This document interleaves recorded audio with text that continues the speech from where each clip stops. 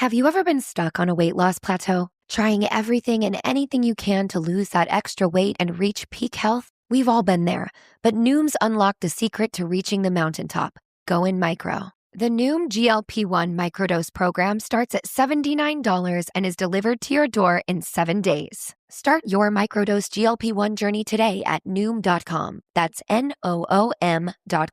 Noom.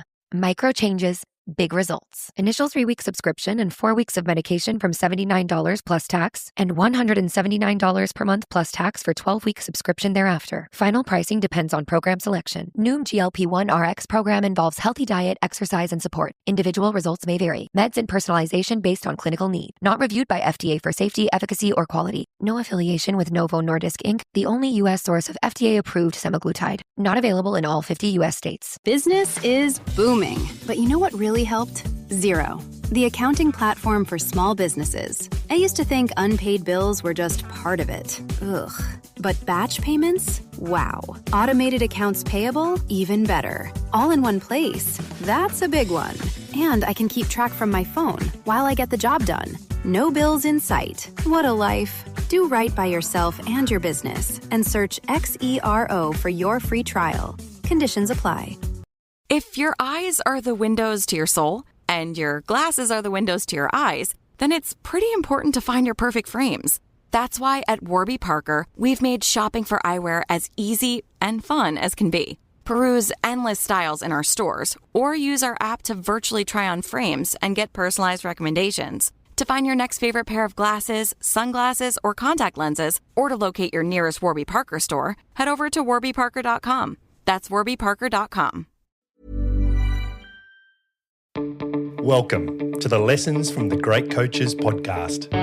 I've learned that you don't do it alone. You learn so many different things from so many different coaches. That's an elite learning environment. Failure is not a problem. How you deal with it is a problem. How to be resilient. How important it is to infuse joy in the process of learning. To be a good coach, you've got to give more than you take. What an interesting life it is to be a leader. Hello and welcome to the Great Coaches podcast, where we believe that there is no algorithm for leadership, and so we interview great coaches from around the world to try and find ideas to help all of us be better leaders. As the podcast has grown, the great coaches we've interviewed have shared so much insight and wisdom that we decided to create episodes dedicated entirely to the ideas that have resonated with us the most. Today's episode is on the topic of mindset as a superpower, and we're joined for the discussion by Alistair McCaw. Alistair is that rare person who excels across disciplines and industries. In addition to being an author who has sold over 300,000 books, his podcast ranks in the top 1% in the world, and for the last 25 years he has consulted and worked with Olympic gold medalists, Grand Slam champions, Fortune 500 companies, NCAA colleges, and professional sports teams from all over the world. He has a new book out called Mindset is Your Superpower, and today we delve into it. And just before we go to the interview, today's podcast is brought to you by the Macquarie University Business School's MBA program. Designed to empower, challenge, and transform, the Macquarie MBA gives you the business skills and knowledge you need to succeed in an evolving global economy. The program bridges the gap between theory and real-world application, bringing together world-leading professors, executives, and industry partners to teach you how business can be used for good. I have just started working with the team at Macquarie on some projects and can attest to the quality of the people and material. To find out more, search for Macquarie University Business School's MBA. And now, please enjoy our interview with Alistair McCaw. You're listening to the Lessons from the Great Coaches podcast. Good morning, Alistair McCaw, and welcome back to the Great Coaches podcast. Paul, it's great to be back. Thanks so much for having me. Well, Alistair, I always like to ask you this question. Where are you in the world? Where have you been recently as well? And what have you been up to today? I am back at home in Florida. I just spent about 4.5 weeks in Europe, which was a great trip. Really enjoyed it. Always enjoy my time over there. More specifically, I was in France this time and just spent a little bit of time in London on the way back. But yeah, back in Florida. Good to be home. The life of an elite level mindset coach. For those that are listening and who don't follow Alistair, I thoroughly recommend his social media feed. He travels to some great places and gets to meet some great people. But we're here to talk about the new book, Mindset is Your Superpower.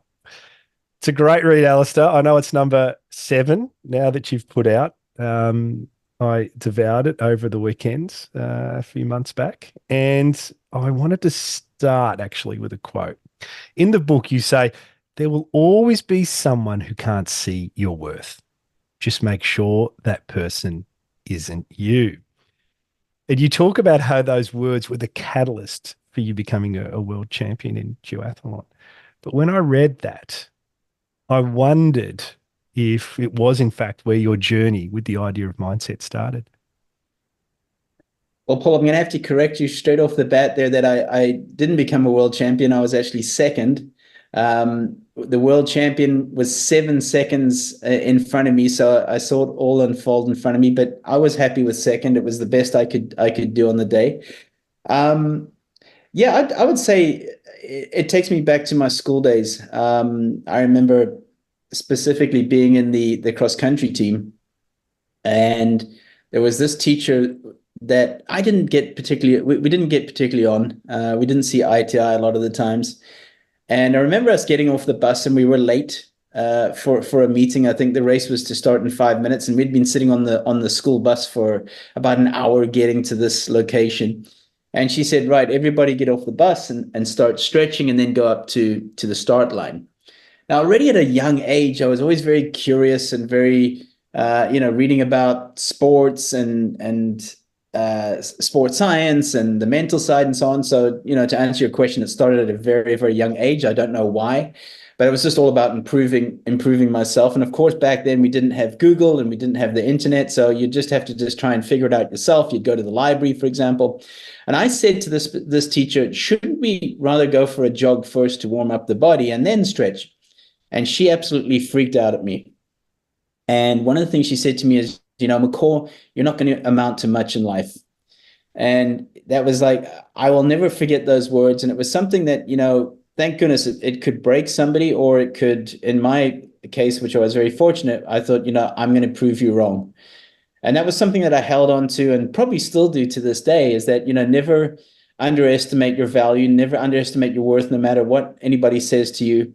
And, writing that book, this is not just about sports, this is about life, is, never undervalue yourself. We all have the potential to do great things if we're willing to put in the work. That is, I want to add that on. But yeah, that's where it started for me, really. You talk also about the power of consistency in the book and how you see it as being the difference between the good and the great. But Alistair, consistency is so hard to develop for many of us. Well, where do you start?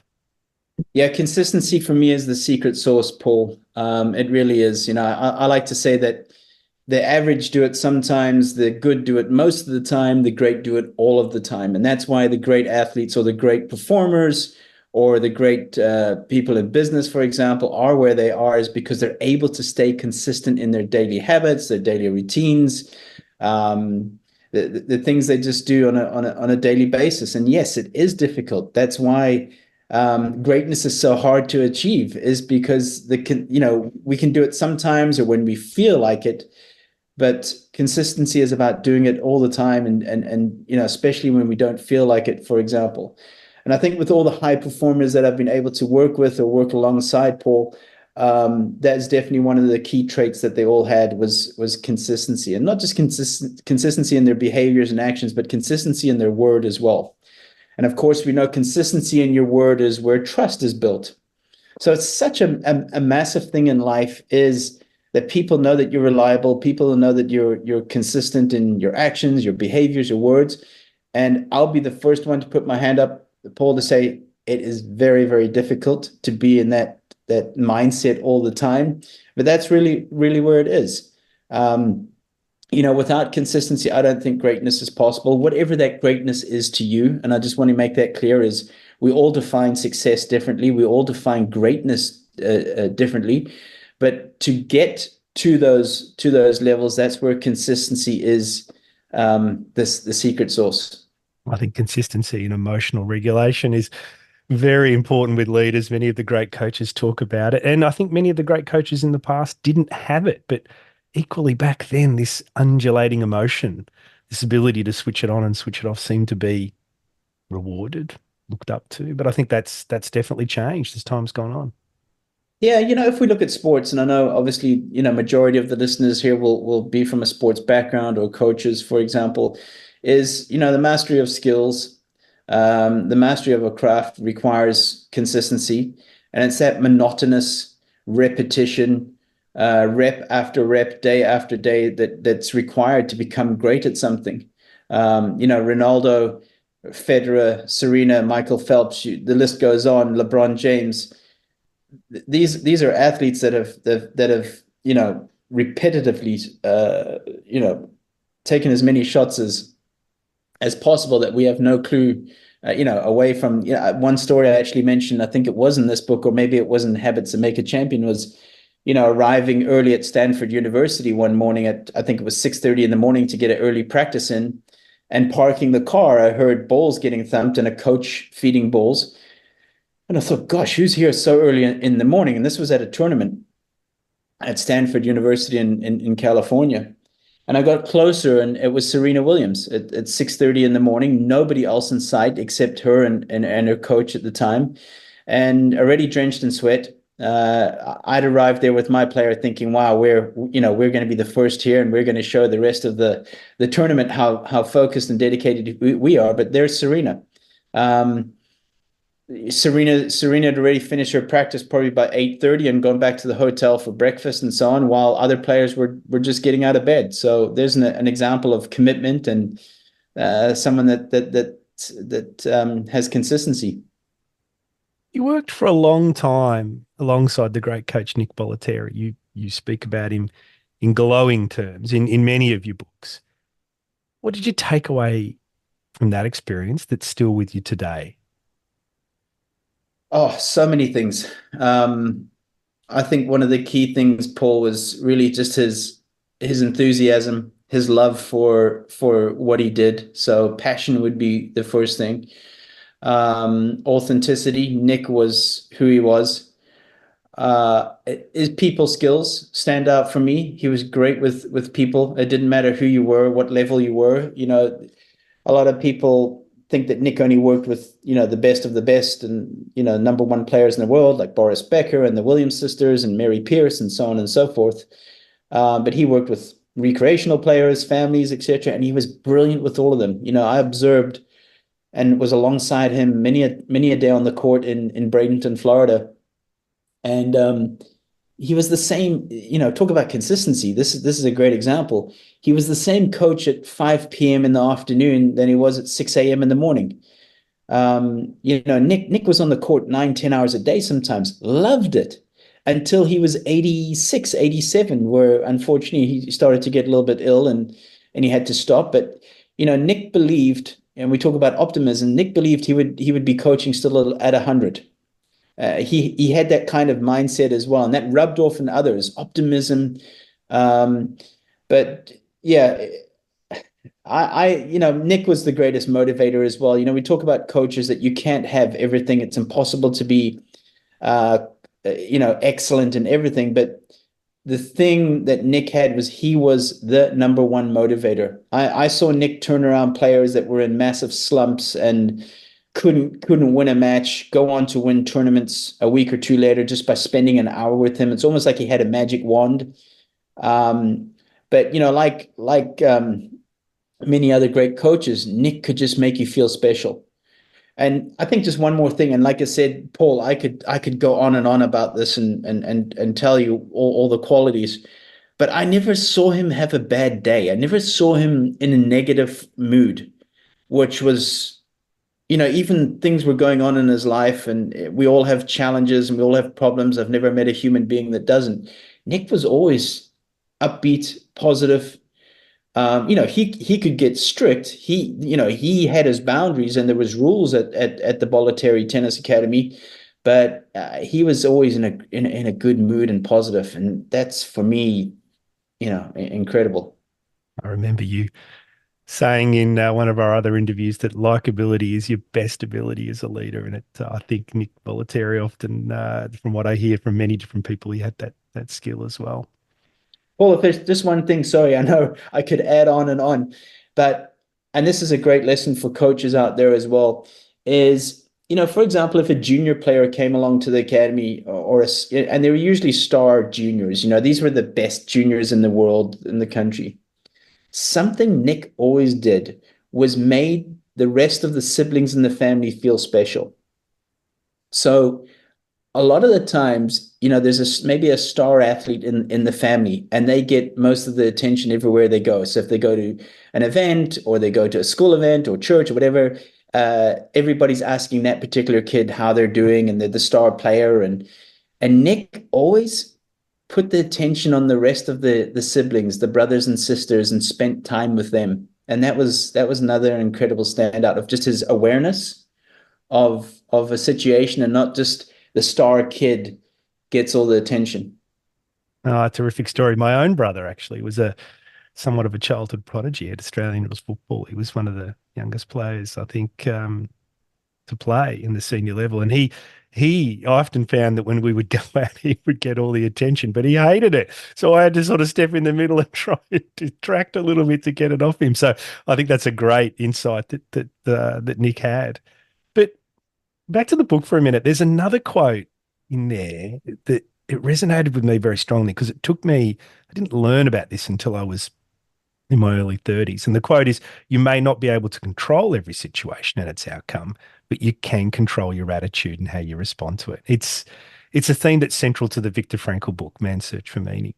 And I can remember the moment that someone told me this. I can remember sitting on a bus hearing it.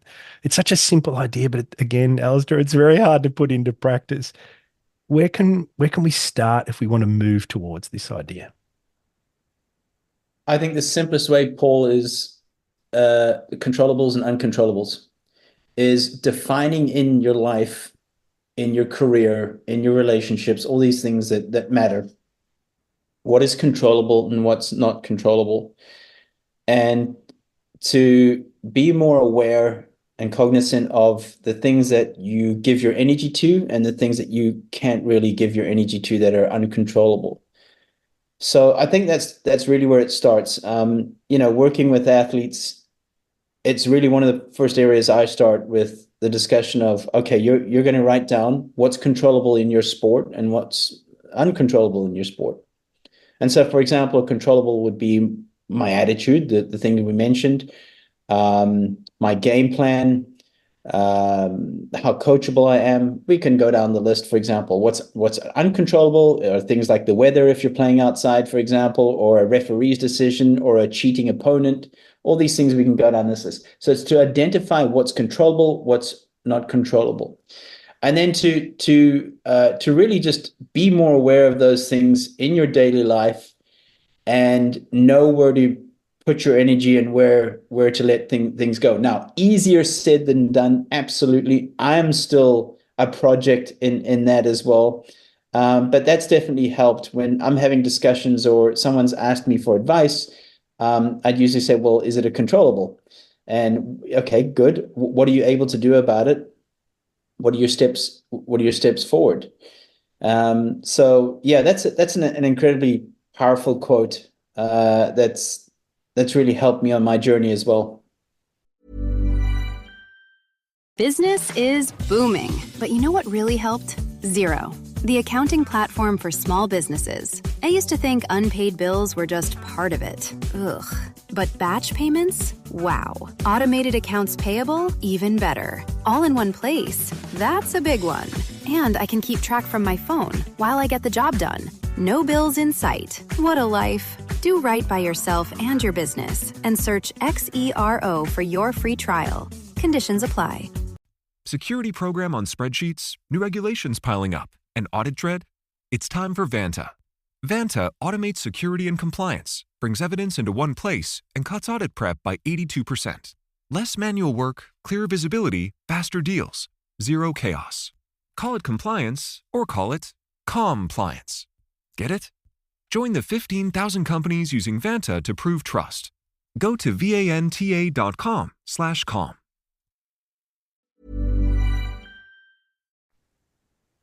To continue on the theme of great quotes in the book, there's another one around self-talk. Now, I do some work as an executive coach, and this is a big topic that I engage with people on. And you provide some good insight here, and I think some good advice. You say a positive person can still have negative thoughts. However, the biggest difference lies in how quickly the positive person recognizes and changes that negative thought into a positive one. And there's plenty of, we're seeing research now on, it's not the voice itself, but how you respond to that voice that's important, and the speed with which you respond to it.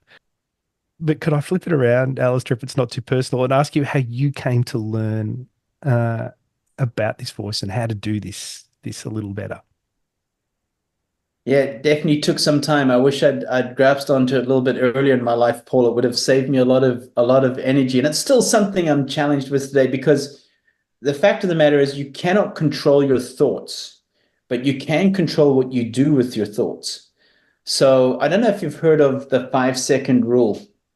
And it's something that I like to give athletes as well, and actually anybody can use this, to be honest, is that you're allowed to entertain that thought for no longer than 5 seconds. So if it's a missed putt on the golf course, sorry, if it's a missed shot in tennis or squash or badminton or whatever it may be, is that your first initial thought is, oh, shucks, oh, damn, I missed that. I can't believe I missed it. And there's that negativity. However, in that 5-second window, you're able to realize, well, that's not a very helpful comment.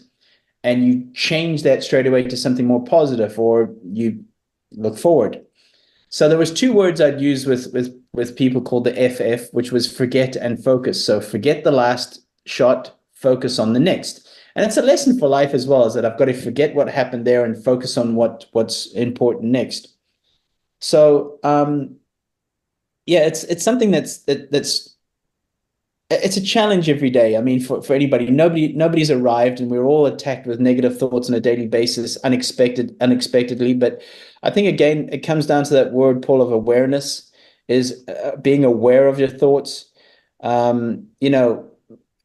You can be positive but still get negative thoughts. But again, like you said in that quote there, the difference is the positive people can move on quicker because they're more aware of it, and B, they replace it with something that's more helpful and positive moving forward. So look, the mindset is a skill. It has to be trained like anything else. Nothing comes naturally. You're not born a winner. You're not born a loser. You're born a chooser. And you're born, you choose the mindset that you're going to have. And that's every single day. That is work. Just like, a professional golfer or a professional football player, or whatever, goes to practice every day. You don't just reach a certain level and you've arrived. You're obviously going to start losing those skills. The mindset is the same thing as well, is that you have to purposefully and deliberately keep training the mind. I played a sport called pickleball here in America. I don't know if it's reached Australia yet, but it's like almost like a version of padel or mini tennis, if you like. And I'm challenged every morning on the court, if I miss a bad shot. And, some of the guys that I play with in the morning tease me because, they're saying, well, hey, you write all these books on positivity and mindset, but we see you losing your cool. And then I like to remind them, well, it was only for 5 seconds. And then I moved on to the next shot. So yeah, even for somebody that writes books on positivity and so on, I also get negative. I'm like anybody else. But the question is, how quickly can you move on from it? I think one of our earlier conversations, you were telling me about Tiger Woods and his 10-step rule, where he takes 10 steps after he counts them out apparently, and then just moves on. Gives himself 10 steps, which I thought was very powerful. And I know I've spoken to a lot of people about the power of doorknobs, sort of you can hold the thought until you touch a doorknob. And then that act of opening a door is a very symbolic one, and you have to move forward and close the door behind you. But enough of the pop psychology. Coach K, he comes up a lot in your writing. It comes up a lot in your social media posts. You talk about him a lot, probably as much, I think, as Nick Bollettieri. I know that he's had a significant influence on you in your life. But what are the lessons that he's left you with that have resonated them the most?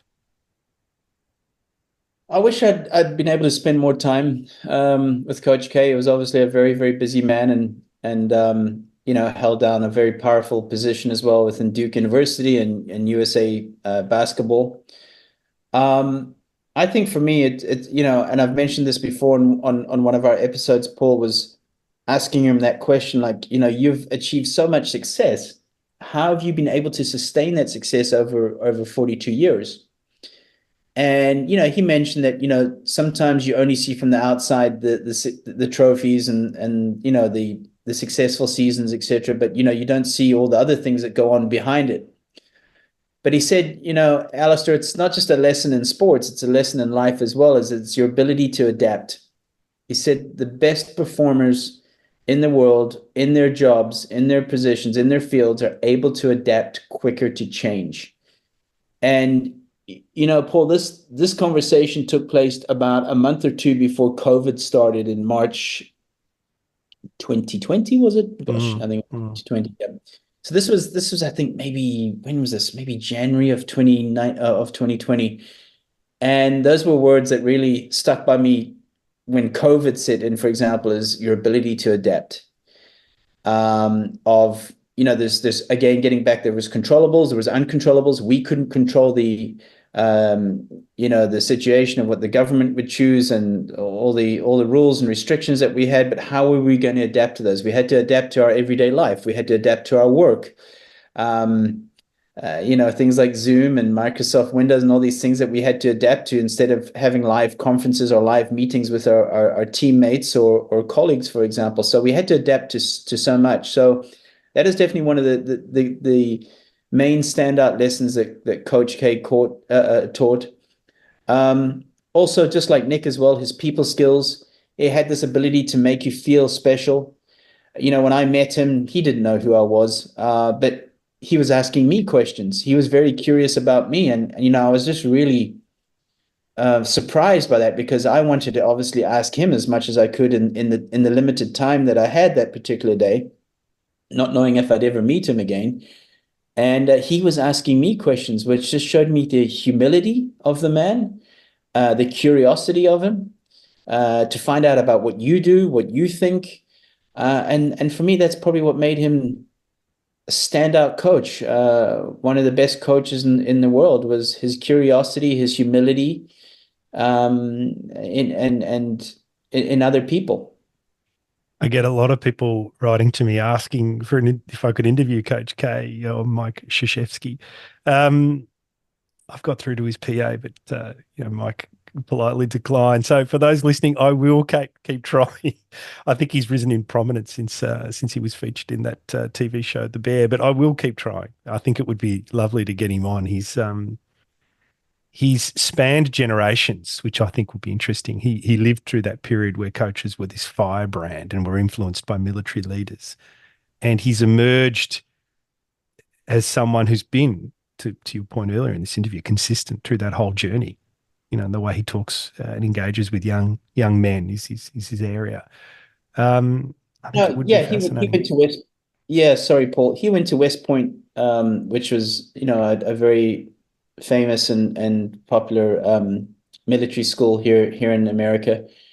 But getting back to when Mike was 75, I think, maybe in his last season at Duke, which was 2022, I think, and speaking to players as well, is just his ability to adapt to the different generations and his ability to adapt to the game that was changing.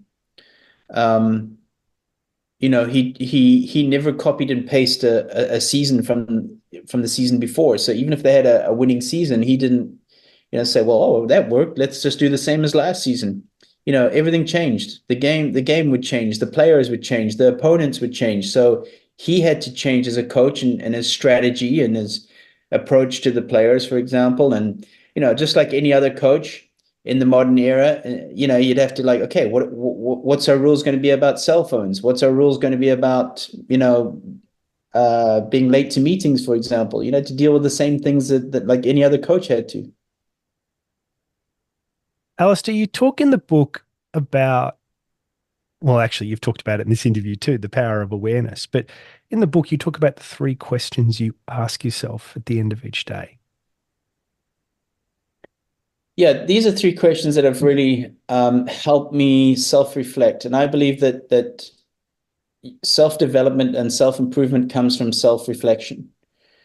So there's 3 questions I like to ask myself at the end of each day. And, I used to journal it, but I now actually just ask myself it. And it's become a habit that I've ingrained in myself that I don't forget it. It really, when I put my head on the pillow, it just comes automatically to me. And those 3 questions is, what did I do well today? It's important for us to reflect on the things that we did do well. The second question is, what could I have done better today? And that could be absolutely anything. It could be a conversation that you had, or maybe you were a little bit snappy or rude or whatever it may be, but it's good to reflect on that. And then the third question is, who did I make better today? Which really aligns with part of my purpose and part of my values as well, is that I want to make other people around me better. That's one of the things that gets me up every morning, is who can I improve today? Who can I get better? So those 3 questions have been really, really powerful for me, because, it's so easy for us just to remember the things that we haven't done well, or beat ourselves up about something that didn't go well today, for example, or a mistake we made in the game or whatever it may be. But it's important to reflect on those 3 things, I believe. What did I do well today? What could I have done better today? And who did I make better today? Oh, they're terrific. They're terrific questions. I particularly like that third one. I think an element of selflessness every day helps build resilience. But Alistair, maybe just one final question, if I could. And it's back to this idea of the power of mindset. And you use a story at the end about the basketball coach, Eric Spoelstra. I hope I'm pronouncing that correctly. I know he's a famous coach. I've never heard his name read out loud. Can you share with us that story and why you found it to be such a great example? Yeah, well, Eric Spoelstra, who's gone on to win, I think, 3 NBA titles with the Miami Heat, and he's been with the franchise for over 20 years, maybe a little bit longer, which in the modern era of sports is just unheard of. Because after maybe 1 or 2 seasons you get let go, but he's been able to stand the test of time there in Miami, which is not an easy fan base either. They demand results, and especially after winning the NBA titles in 2007, I think 2008. That was the era of LeBron James and Chris Bosh and Dwayne Wade, just an incredible team at that time. But Eric started in the early 90s in the video as a video assistant. And, he was just one of the guys in the back office that would cut video, record practices, and then give it to Coach Pat Riley, who's now the CEO of the Miami Heat. And Pat Riley was so impressed by this kid's attitude and his work ethic. And, he'd always be working extra hours, never asking for extra money or extra time, but he was always engulfed in his work and the quality of his work. And there was one day when Pat asked Eric if he would give the breakdown of their practice to the team. Now, of course, Eric was just this guy that was just the video guy at the Miami Heat. Now you've got all these 6'8" superstars standing in front of you, waiting for this kid in the back room to now give their practice breakdown. Anyway, Eric went ahead, did a great job. Pat was super impressed, and cut a long story short, Eric was eventually promoted to be head coach of the Miami Heat, which was, a lot of people were very skeptical about it because of his background, but just a lesson in terms of discipline, hard work, consistency, all these things that we've just spoken about in this podcast, Paul. His enthusiasm, his passion, And he's gone on to become one of the most successful NBA basketball coaches. So that's just an example. And those are the stories I love to talk about in my books, about having, I'm not saying zero talent, but really just maximizing everything you have to become the best that you can be. And that's what Eric has done. And he's still, to this day, the head coach at Miami Heat. Oh, that's a great story in tenacity. And I look forward to reading a little bit more about him. I wasn't as aware of his story until I read about it in your book. But Alistair, it's a great book. Mindset is Your Superpower. I'll put the link in the show notes. I thoroughly recommend it to everyone. It's quick, it's easy to read, and you'll walk away with a couple of great nuggets that you can bring into your life straight away. So, Alistair, great to connect with you again. I wish you all the best on wherever your travels are taking you next. Thanks, Paul. It's always a pleasure. Keep up the great work. Hi, everyone. You have been listening to Allister McCaw talking about his new book, Mindset is Your Superpower. I hope you got a lot out of Alistair's style. He has great stories, great energy, and I always find myself making notes and walking away with at least a couple of ideas to share with my own team. And just before we go, if you have any feedback, then please let us know. Just like Christian Floyd Ratton, who said, "Hey Paul, just wanted to say a massive congratulations for starting and continuing the Great Coaches podcast. As an early career psychologist within sport and performance, I found every conversation to be extremely fascinating and insightful." Thanks, Christian. We love the interaction with the people around the world who listen. So if you have any feedback or comments, please let us know. And of course, if they're positive ones, then let your friends and family know too. All the details on how to connect with us are in the show notes or on our website, thegreatcoachespodcast.com.